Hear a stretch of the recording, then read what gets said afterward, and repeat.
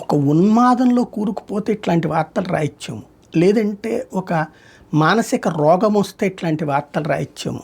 ఆంధ్రజ్యోతికి వచ్చిన మానసిక రోగం ఏంటి అంటే ఒక పార్టీని ఎత్తినేసుకోవడం, దానికోసం మిగతా వాళ్ళందరినీ దొంగల్ని చేయటం. నాడు అరాచకం నేడు అభివృద్ధి వార్త రాసింది. ఇందులో సంక్షేమంలో రెట్టింపు అంట. ఏంటయ్యా ఇందులో?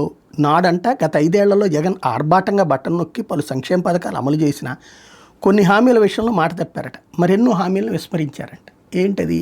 మద్యానికి సంబంధించిన దాన్ని ఏమంటారు, కంప్లీట్ చేయడానికి సంబంధించినటువంటిది. ఎస్, దాంట్లో అతనే ఒప్పుకున్నాడు. దానికి ఇప్పుడు ఆ మద్యాన్నే కదా మీరు తీసుకొచ్చి రాజకీయం చేసుకొచ్చింది. రెండవది, మరెన్నో హామీలను విస్మరించారట. అతను నవరత్నాలన్నీ అమలు చేశాడు. అదే ఇప్పుడంటే ప్రస్తుతం కూటమి ప్రభుత్వం గతంలో కంటే ఎక్కువగా సంక్షేమ పథకాలు అమలు చేస్తుందట. గతంలో కంటే ఎక్కువ సంక్షేమ పథకాలు ఇస్తానన్నటువంటి సూపర్ 6 అమలు కాలేదు.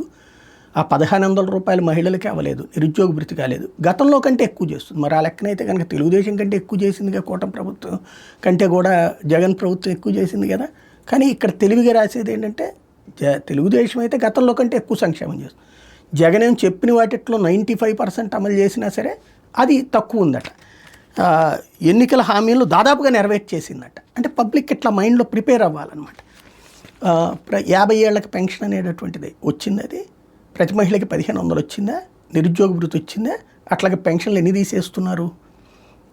ఇవన్నీ కాదు. అంటే బేసిక్గా ఇక్కడ రోతపత్రిక అని వాళ్ళది రాసుకొస్తుంది. ఇది నీచపత్రిక రోతపత్రిక గురించి రాస్తున్నది ఇక్కడ సమస్య.